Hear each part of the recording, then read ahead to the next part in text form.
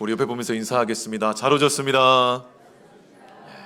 하나님의 섭리 가운데 이렇게 또 예배의 자리, 말씀의 자리, 찬송의 자리, 기도의 자리로 불러주시고 또 순종하시는 우리 성도님들을 축복합니다. 우리 한 번 더 옆에 보면서 인사하겠습니다. 새해 복 많이 받으십시오. 예, 감사합니다. 여러분, 새해 첫 주일입니다. 그래서 오늘 우리가 살펴볼 말씀은 바로 시편 1편 1절부터 2편 12절까지 말씀입니다. 여러분 1편 1절을 보시면 복 있는 사람은 이라고 말씀이 시작해서 2편 12절의 끝에 보시면 모든 사람은 다 복이 있도다. 히브리어로 에시레라고 합니다. 에시레라고 시작해서 에시레로 끝나기 때문에 학자들은 이 시편 1편과 2편이 같은 한 시였고 이 시편 전체 150개 시의 서론이고 매뉴얼이다라고 그렇게 해석을 하고 있습니다. 여러분 잘 아시는 것처럼 지난 한 주간 동안 특별 저녁 기도회로 매일 저녁마다 우리 7시 30분에 이 자리에 모여서 우리가 하루에 한 편에서 두 편 정도 함께 3번씩 봉독하고 그리고 이 말씀을 살피면서 우리가 한 주간 기도의 힘을 얻었습니다. 남은 2주 동안도 많이 참여해 주시고 우리가 말씀 가운데 주시는 은혜를 누리시기를 주님의 이름으로 축원합니다. 여러분 우리가 이 시편은요 우리가 보실 때 하나님의 말씀이기도 하지만 또 시라고 하는 이 문학 형식을 가지고 있습니다. 여러분 이 문학 형식은요 이 문학적인 방법으로 해석을 하고 그것을 읽어야 돼요. 그래서 여러분 이 시편이기 때문에 시를 우리가 어떻게 이해하고 바라보느냐에 따라서 우리에게 임하는 은혜가 다르다고 해도 과언이 아닙니다. 여러분 특별히 1편을 보시면 두 개의 이미지가 우리에게 보여주고 있습니다. 하나는 뭡니까? 3절에 보시면 그는 시냇가에 심은 나무가 라고 말씀합니다. 이 시냇가에 심은 풍성한 나무를 우리에게 보여주고요. 또 한 가지 이미지는 뭡니까? 바로 4절 후반절에 보시면 바람에 나는 겨와 같도다. 이 바람에 날리는 겨입니다. 겨.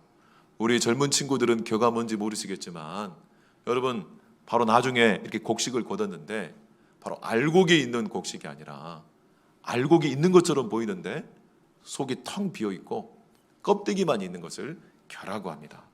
그래서 여러분 이 시편 1편은요 우리에게 두 가지 이미지를 보여줘요. 이 풍성한 시냇가에 심겨진 나무라는 이미지와 바람에 날리고 내용이 하나도 없고 그냥 겨 껍질만 있는 껍데기만 있는 이 두 가지 이미지를 보여주면서 우리가 올 한 해를 어떻게 살 것인지를 결정하고 선택하라고 우리에게 말씀해주고 있는 것입니다. 여러분 이 시편의 이 이미지는요 우리의 상상력을 불러일으켜서 우리가 기도할 때 이 이미지를 품고 기도하면 하나님께서 기도에 깊이를 더해 주시고 이 기도의 깊이만큼이나 우리에게 은혜를 주시고 능력을 주시는 것을 믿으시기를 소망합니다. 그래서 오늘 설교 제목이 뭡니까? 바로 심겨진 인생과 날리는 인생이라고 오늘 바라보았습니다. 여러분 시냇가에 심은 나무 했는데 히브리 원어를 보시면 시냇가에 심겨졌다라고 말씀합니다. 원래는 여러분 저 척박한 황무지에 심겨져 있는 나무들인데 우리가 예수를 믿을 때 하나님 아버지께서 우리를 그 황무지에서 조심스럽게 그것을 캐내서 바로 시냇가가 심겨진 풍성한 옥토에다가 우리를 심어주셨다는 거예요. 여러분 믿으시면 아멘. 그런데 또 한 이미지는 뭡니까? 바람에 날리는 겨가 있습니다. 바람. 여러분 우리가 지금 나무인지 겨인지 평상시에는 우리가 알 수가 없습니다. 이렇게 좋은 모습으로 옷을 차려입고 예배를 드릴 때는 우리가 알 수가 없습니다. 그런데 언제 우리가 알 수 있을까요? 바람이 불어오기 시작할 때, 우리 인생의 풍파가 불어오기 시작할 때 내가 시냇가에 진짜 심겨진 나무인지 아니면 바람에 날린 겨인지가 드러나게 될 것이라는 거예요. 또한 여러분 인생의 고난의 풍파뿐만 아니라요 내가 인생에서 큰 성공을 이루고 축복을 이루고 난 이후에도요 세상의 인기의 바람, 세상의 명성의 바람이 불어올 때 우리가 시냇가에 심겨진 나무가 아니면요 거기에 휘둘릴 수가 있다는 겁니다. 그래서 이렇게 아름다운 예배당을 짓고 정말 하나님 안에서 큰 축복과 은혜를 경험한 이유가 어떻게 보면 영적으로 가장 위기일 수 있다는 겁니다. 여러분 열왕기상에 보시면 갈멜산에서 이 엘리야 선지자가요 정말 저 바알과 아세라 선지자와 함께 큰 영적 전투를 하고 큰 승리를 경험합니다. 그런데 그 큰 승리 이후에 어떤 일이 일어납니까? 그가 낙심이 되고 우울증에 빠져서 하나님께 죽기를 구하는 영적인 위기가 바로 오는 것을 볼 수가 있습니다. 우리가 이 시냇가에 심겨져 있는 나무가 아니면 우리가 고난의 풍파에 날릴 수도 있지만, 반대로요, 우리 인생의 축복과 성공이 계속되면서 오히려 우리가 세상의 인기에 날리고 자기의 이 허영에 날려가지고 말은 하나님의 영광, 은혜하지만 특별히 저 같은 목회자들이 스스로 속아서 이 인기에 휘둘리고 세상의 그 영광에 휘둘려가지고 그렇게 날려버릴 수가 있다라고 하는 것입니다. 그러므로 우리가 정말 날리는 인생이 아니라 심겨진 인생, 이렇게 하나님 안에서 이 영적인 안정감을 누리고 하나님의 축복을 계속해서 받을 수 있는 인생이 되려면 오늘 결론적으로 무슨 말씀을 하는 겁니까? 하나님의 말씀을 묵상해야 된다라고 말씀하고 있는 것입니다. 여러분, 우리 옆에 보면서 함께 인사하겠습니다. 우리 하나님의 말씀을 묵상합시다. 우리 말씀을 묵상합시다. 말씀을 묵상할 때 도대체 어떤 일이 일어나는지를 오늘 본문을 통해서 우리가 세 가지를 살펴보려고 합니다. 여러분, 묵상한다라고 하는 이 히브리 단어가 하가르합니다. 우리 따라서 합니다. 하가르. 이 하가르란 뜻이요, 히브리 사전을 보면 크게 세 가지 뜻이 있습니다. 첫 번째는 낭독하다, 읊조리다라는 뜻을 갖고 있습니다. 여러분, 지난 한 주간 우리 저녁마다 이 하나님의 말씀 시편을 낭독하고 읊조리는데 여러분, 어떤 일들이 일어나셨습니까? 여러분, 우리가 책을 볼 때요, 정말 우리가 소리내지 않고 대부분 묵독을 합니다. 그런데 낭독하지 않고 묵독할 때는 누가 갑입니까? 읽는 내가 갑이에요. 그리고 이 텍스트가 의리요.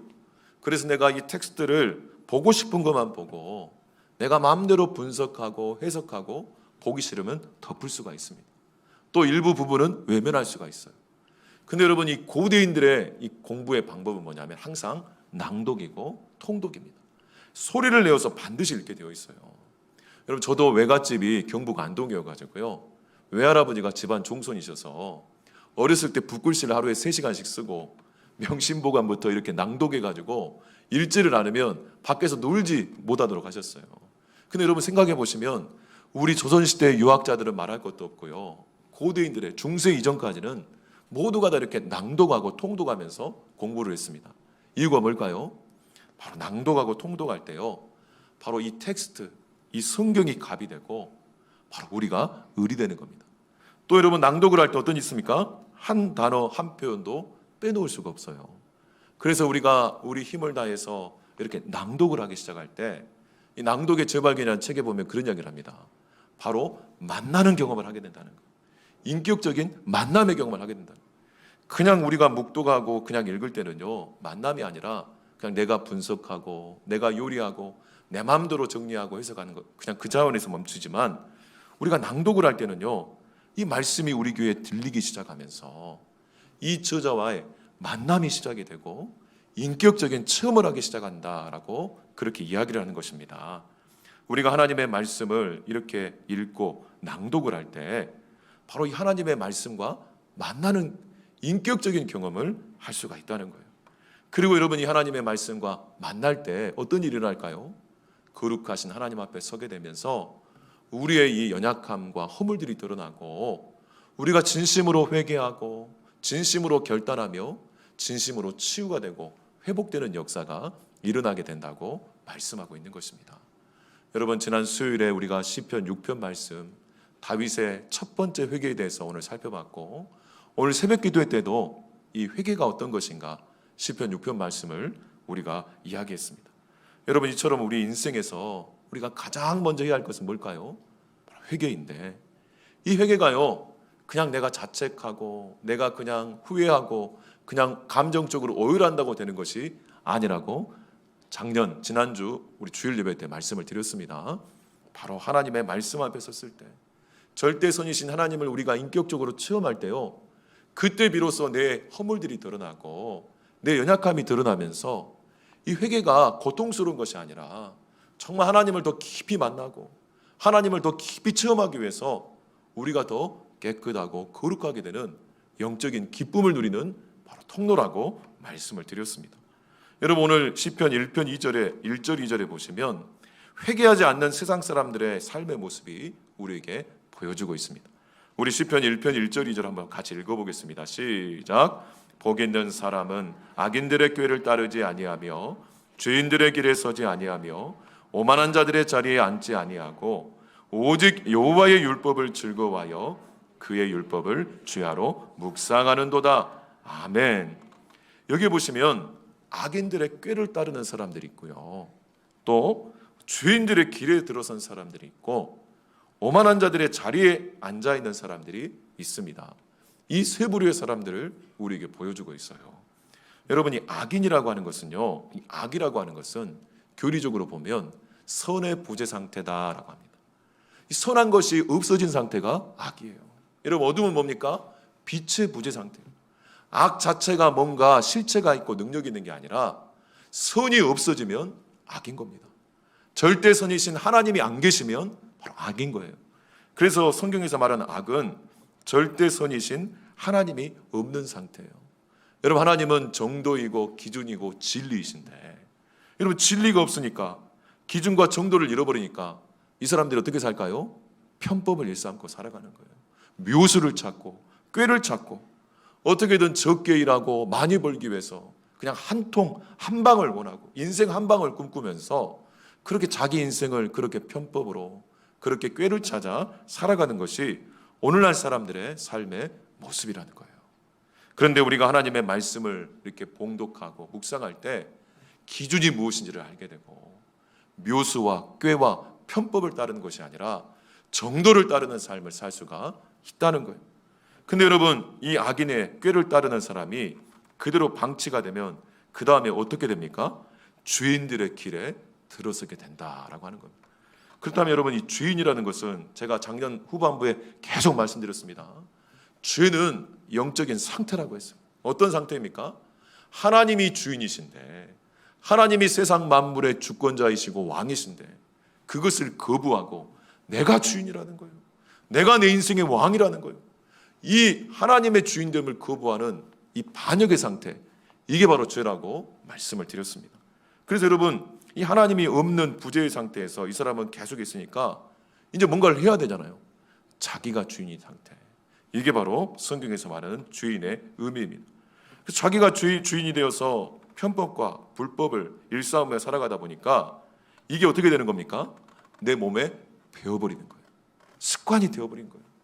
여러분 이 길에 들어선다라고 하는 히브리어 이 관용 표현은 습관이 되었다, 몸에 배어버렸다, 이런 뜻을 갖고 있습니다. 여러분 우리가 왜 한 주간의 첫 일을 이렇게 예배를 드리고 우리가 번거롭지만 왜 이렇게 우리 예배는 하나님 말씀을 계속 봉독하고 또 찬송하고 이렇게 예전적인 의미를 살리는 우리가 전통적인 예배를 드립니까? 왜냐하면 이것이요 성경의 방식입니다. 이것이 우리 세대가 통합해서 말을 못 알아먹어도요 하나님의 말씀을 봉독하고 내 몸으로 드리는 것이 바로 예배의 본질이기 때문에 그렇습니다. 오늘 장로님 기도해 주신 것처럼 우리가 몸을 가지고 예배당에 와서 내 몸으로 힘들고 어렵지만 내 육성으로 하나님의 말씀을 낭독하고 찬송할 때도 내 목소리와 힘을 다해서 하나님을 찬송하고 이렇게 우리 몸을 드리는 것이 예배의 본질이고 의미예요. 왜 그렇게 할까요? 우리 몸에 하나님의 복음이 새겨지고, 믿으시면 아멘, 우리 몸에 하나님의 말씀이 새겨지고 우리 몸에 거룩한 성령의 그 놀라운 은혜와 능력이 새겨지도록 하기 때문에 그렇습니다. 여러분 우리 정말 작년에 또 우리 아동센터 우리 친구들 전도되어서 이렇게 같이 예배를 드리는데 한 친구한테 그런 이야기를 들었어요. 우리가 주의 보좌로 나아갈 때 이 찬양을 집에서도 흥얼거리니까 불교이신 할머니가 듣기 싫다고 뭐라 했다는 거예요. 여러분 우리 몸의 아이들이요 이렇게 예배를 통해 찬송이 새겨지고 말씀이 새겨지면요 이게 바로 평생 갑니다. 저도 초등학교 1학년 때부터 어머니 손잡고 대예배 드리고 수요예배 드리고 새벽기도 따라갈 때 들었던 찬송, 그 말씀, 그 신앙 고백이 어떻게 보면 우리 몸과 마음을 형성을 해가지고 바로 우리 평생의 삶을 붙잡고 끌어가는 것, 이게 바로 묵상의 축복이고 말씀의 축복이고 예배의 축복인 줄 믿습니다. 이렇게 악인의 꾀를 따르는 자가 이제 죄인의 길에 들어서서 이게 몸에 배어버린 거예요. 죄의 습관이 몸에 배어버린 거예요. 중독이 되어버린 겁니다. 이 상태에서도 이렇게 말씀으로 돌이키지 못하면 이제 어디로 들어갑니까? 오만한 자들의 자리에 앉게 되어진다라고 했어요. 여기 오만한다 원뜻은 교만한다. 이 교만의 원뜻은 뭐냐면요, 하나님을 거부하고 하나님을 부인하고 나아가서 하나님을 대적하는 상태가 바로 교만입니다. 그래서 잠언에 보면 교만은 패망의 선봉이다라고 했습니다. 하나님께 심판받을 직전까지 가서 심판이 예정된 자가 바로 교만한 자, 오만한 자예요. 그래서 하나님을 대적하는 이 사탄의 노예가 된 상태, 그리고 자리에 앉는다는 건 어떤 뜻이냐면요, 이제 주도하는 자가 된다는 거예요. 이제는 단순히 혼자만 하는 게 아니라 다른 사람들을 적극적으로 하나님을 부인하게 만들고, 다른 사람들을 적극적으로 이 정도와 진리를 떠나서 바로 편법과 이 불법을 행하게 만들 뿐만 아니라 그들과 함께 하나님의 진리를 거부하게 만들고 하나님이 세우신 질서와 권위를 부정하게 만드는 것, 이게 바로 오만한 자들의 자리에 앉았다라는 뜻입니다. 여러분, 오늘 우리 시편 2편 1절부터 6절까지 말씀, 1절부터 3절까지 말씀 보면 바로 이 오만한 자들의 모습을 우리가 확인할 수 있습니다. 우리 시편 2편 1절부터 3절까지 한번 읽어보겠습니다. 어찌하여, 시작. 어찌하여 이방 나라들이 분노하며 민족들이 헛된 일을 꾸미는가? 세상의 군왕들이 나서며 관원들이 서로 꾀하여 여호와와 그의 기름 부음 받은 자를 대적하며 우리가 그들의 맨 것을 끊고 그의 결박을 벗어버리자 하는도다. 아멘. 여기 1절부터 3절까지 보시면요, 세상에서 성공한 사람들, 세상에서 출세한 사람들, 세상에서 나름 자기 꾀와 자기 그 능력을 통해서 왕이 되고 지도자가 되고 그렇게 CEO가 된 사람들이 이제는 교만한 상태에서 기고만장하여서 하나님의 말씀을 그렇게 부인하고 하나님이 세우신 기름 부음 받은 자를 그렇게 대적하고 흔들어대는 모습을 우리에게 보여주고 있습니다. 이게 바로 오만한 자들의 자리에 앉아있는 사람들의 모습입니다. 그런데 여러분, 계속 보시는 것처럼 이 진리의 말씀에 공급이 없으면, 진리의 말씀을 우리가 낭독하지 않고 그 말씀을 따르지 않으면 악인들의 꾀에서 주인들의 길로, 주인들의 길에서 오만한 자들의 자리로 이렇게 우리의 영적인 상태가 점점 더 악화되고 점점 더 멸망과 심판의 자리로 행하고 있는 것을 오늘 우리 말씀이 우리에게 보여주고 있다는 겁니다. 이렇게 되면 여러분 어떻습니까? 우리가 육신이 죽기 전에 먼저 우리 영혼이 죽게 된다는 거예요. 여러분, 시편 6편 2절 말씀 우리가 지난 주간에 살펴봤는데 밑에 여러분 나눔지에 있습니다. 여호와여 내가 수척하였사오니, 우리 같이 한번 읽어보겠습니다. 시작. 여호와여 내가 수척하였사오니 내게 은혜를 베푸소서. 여호와여 나의 뼈가 떨리오니 나를 고치소서. 아멘. 다윗의 절규거든요. 다윗이 밧세바를 범한 이후에 그가 이 영적인 상태를 하나님이 보여주시니까 고통 가운데 침상에 눈물을 적시며 밤새 기도하는 내용이 시편 6편의 회개의 기도입니다. 여기 보시면 뭐라고 합니까? 내가 수척하였다, 겉보기에 약해졌다는 의미가 아니라 이 히브리어 원뜻은 뭐냐면요, 내 살점이 떨어져 나갔다, 내 근육이 떨어져 나갔다라는 뜻을 갖고 있어요.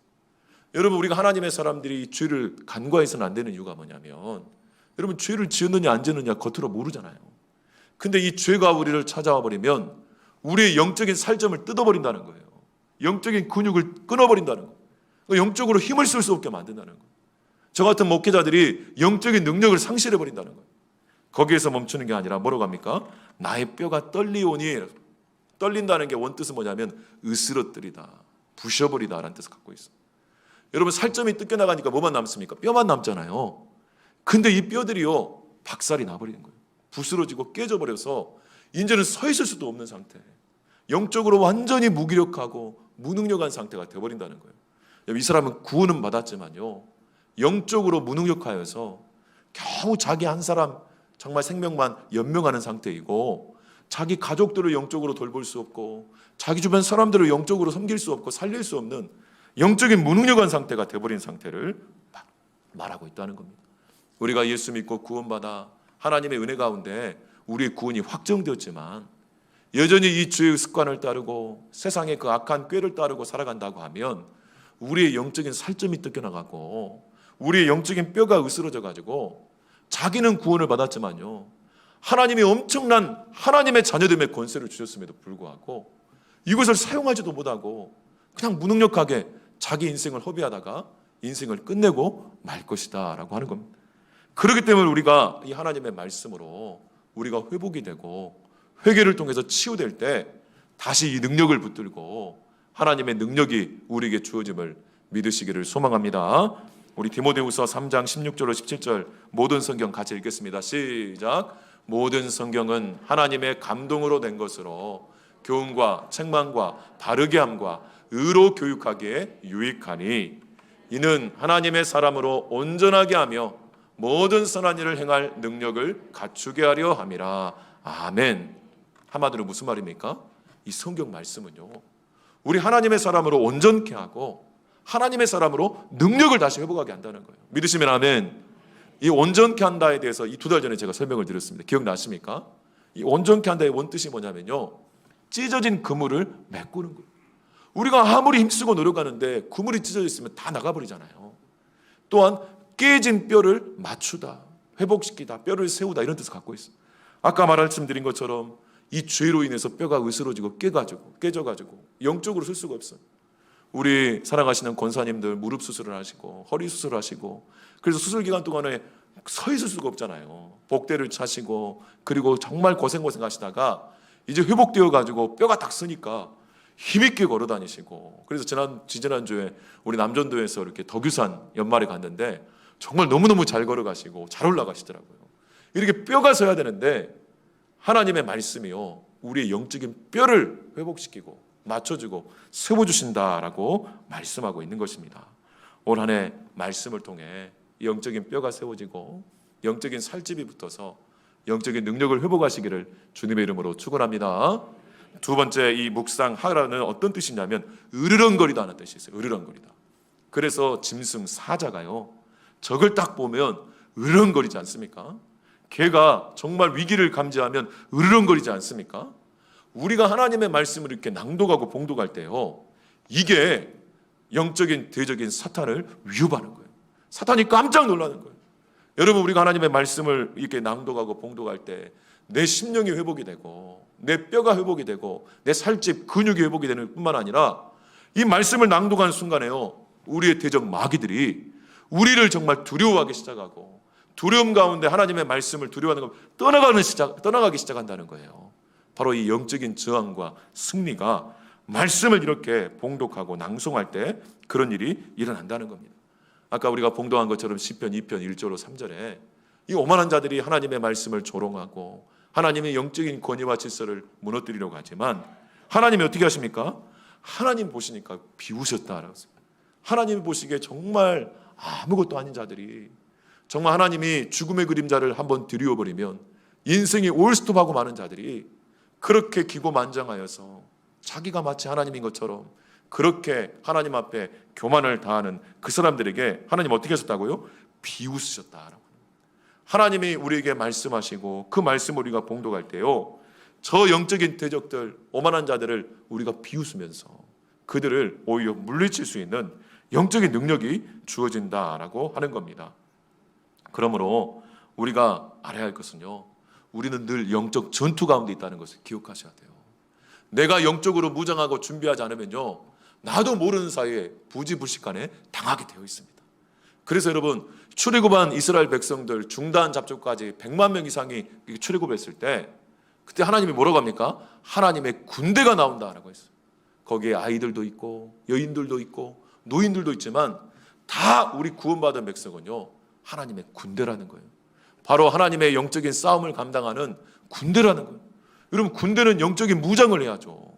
영적인 무기를 갖춰야죠. 그래서 싸워서 이길 수 있지 않습니까? 그래서 에베소서 6장 10절 이하에 보면 이 영적인 전신갑주를 우리에게 말씀해 주는데 다 방어 무기거든요. 근데 유일한 공격 무기가 있습니다. 그게 뭡니까? 바로 하나님의 말씀입니다. 여러분, 에베소서 6장 14절 17절 여러분, 우리 나눔지에 있습니다. 서서 진리, 우리 같이 한번 읽어보겠습니다. 시작. 서서 진리로 너희 허리띠를 띠고 성령의 검 곧 하나님의 말씀을 가지라. 아멘. 바로 하나님의 진리의 말씀이요, 우리에게 영적인 자세를 갖죠. 싸울 자세, 기본기가 중요합니다. 여러분 싸울 때 이 자세가 중요하잖아요. 스포츠 경기할 때도 자세가 중요하잖아요. 자세를 잡고 바로 이 말씀이요 성령의 검이라는 거예요. 적에게 치명상을 입히는 검이라는 거예요. 이 최고의 명검과 복음을 우리에게 주셨는데 우리가 평소에 정말 사용하지도 않고 그냥 방치해서 녹이 슬어버리면 우리는 질 수밖에 없다는 거예요. 나만 지면 좋지만 우리 살아가는 가족들이 당하게 돼 있고요. 특별히 우리 사랑하는 자녀들이 속수무책으로 당하게 돼 있기 때문에 우리가 이 하나님의 말씀으로 우리 자신을 지킬 뿐만 아니라 우리 가정을 지키고 우리 교회를 지키고 우리 정말 직장을 지키는 이 나라와 민족을 지키는 은혜가 있기를 주님의 이름으로 축원합니다. 그리고 세 번째로 이 묵상 하가르는 어떤 뜻이 있냐면요, 경영하다, 그리고 선포하다, 길을 내다, 창조하다, 이런 뜻을 가지고 있습니다. 이게 세 번째 뜻이에요. 여러분 이사야 55장 8절로 11절 말씀에 보면 하나님의 입에서 나오는 말씀이 얼마나 놀라운 능력과 은혜가 있는지 많은 본문이 있지만 특별히 이 본문을 우리가 한번 살펴보면서 같이 한번 읽어보겠습니다. 이는 내 생각이, 시작. 이는 내 생각이 너희 생각과 다르며 내 길은 너희의 길과 다름이니라. 여호와의 말씀이니라. 이는 하늘이 땅보다 높음같이 내 길은 너희의 길보다 높으며 내 생각은 너희의 생각보다 높음이니라. 이는 비와 눈이 하늘로부터 내려서 그리로 되돌아가지 아니하고 땅을 적셔서 소출이 나게 하며 싹이 나게 하며 파종하는 자에게는 종자를 주며 먹는 자에게는 양식을 줌과 같이 내 입에서 나가는 말도 이와 같이 헛되이 내게로 되돌아오지 아니하고 나의 기뻐하는 뜻을 이루며 내가 보낸 일에 형통함이니라. 아멘. 한마디로 무슨 말입니까? 여러분 우리 인생을 살다 보면요 진짜 답이 안 보일 만큼 그렇게 어둡고 암흑 같은 시절기를 보낼 때가 있다는 겁니다. 우리 인생의 길이 안 보이는 순간에 스스로 절망하고 낙심하다가 스스로 생명을 끊어버리고 싶을 만큼 그렇게 힘들고 어려운 순간이 있다는 거예요. 그런데 우리가 하나님의 말씀을 낭독하고 하나님의 말씀을 붙잡을 때요 답이 안 보이는 상황에서 답이 보이기 시작하고 길이 안 보이는 상황에서 하나님이 길을 만들어주시는 것을 믿으시기를 주님의 이름으로 축원합니다. 여러분 오늘 그랬잖아요. 내 생각이 너희의 생각과 다르다는 거. 여러분 우리 수준에서 생각해서 답이 안 보인다고 답이 없는 것이 아닙니다. 전문가를 찾아가면 답이 있잖아요. 그런데 만왕의 왕이시고 우리 천지 만물을 만드시고 나를 이 땅에 생명을 주시고 보내신 그 하나님께 답이 있기 때문에 그분의 말씀, 그분의 말씀의 능력을 우리가 붙잡을 때 우리 인생에 길이 생기고 답이 보이는 이 창조의 역사를 체험하시기를 주님의 이름으로 축원합니다. 마지막으로 히브리서 11장 3절 말씀 우리 마지막으로 있습니다. 우리 같이 한번 읽어보겠습니다. 시작. 믿음으로 모든 세계가 하나님의 말씀으로 지어진 줄을 우리가 아나니 보이는 것은 나타나는 것으로 말미암아 된 것이 아니니라. 아멘. 하나님의 말씀으로 모든 세계가 만들어졌는데 여기 특별히 어려운 표현이 있습니다. 보이는 것은 나타나는 것으로 말미암아 된 것이 아닌다. 여러분 눈에 보이는 이 창조의 물질들이요 이미 전에 있었던 것이 변형되고 그것을 가지고 만든 것이 아니라 하나님이 무에서 유를 만드셨다는 거예요. 그러니까 우리 눈에 안 보인다고 없는 것이 아니라는 겁니다. 무에서 유를 만드신 하나님의 말씀의 능력은요 길이 없는 곳에 길을 만드시고 답이 없는 곳에 답을 만드시고 우리 인생을 새롭게 창조하시는 이 말씀의 능력을 우리가 붙잡고 하가를 우리가 낭독하고 엎드릴 때 진정한 회개와 치유가 일어나서 악한 자들의 꾀를 더 이상 따르지 않고 죄인들의 길에 들어서지 않으며 오만한 자들의 그 멸망의 자리에 있지 않게 우리를 회복시키고 우리에게 영적인 힘을 주시고 능력을 주신다는 거예요. 그리고 우리가 하나님의 말씀을 이렇게 봉독할 때 우리의 대적 마귀들이 정말 위기를 느끼며 우리를 떠나가고 영적인 저항과 승리를 할 수가 있고 우리가 이 하나님의 말씀을 낭독할 때 하나님의 말씀을 선포하면서 세상 만물을 창조하듯이 무에서 유를 창조하시는 하나님의 이 창조의 역사가 내 인생과 우리 가정과 교회와 이 나라와 민족과 열방 가운데 일어나는 것을 믿으시기를 주님의 이름으로 축원합니다. 오늘 말씀 생각하면서 함께 기도하겠습니다. 하나님 아버지 감사합니다. 하나님의 놀라운 섭리와 은혜로 올해 2024년을 허락하여 주시고 특별히 첫 주일 예배를 이렇게 모여서 정말 드리게 하여 주심을 진심으로 감사드립니다. 이 시간 우리 몸을 드리고 마음을 드리고 올 한 해를 드릴 수 있도록 축복해 주시고 우리가 하나님의 말씀을 봉독하고 낭독하며 묵상할 때 정말 우리 심령의 회개를 통해 치유되게 하여 주시고 영적인 승리를 체험할 수 있도록 붙들어 주시며 정말 하나님의 그 만들어 가시는 역사를, 길을 내어 주시는 역사를 우리가 체험하고 간증할 수 있도록 하나님 축복하여 주시옵소서. 모든 것 감사드리며 예수님 이름으로 기도하옵나이다. 아멘.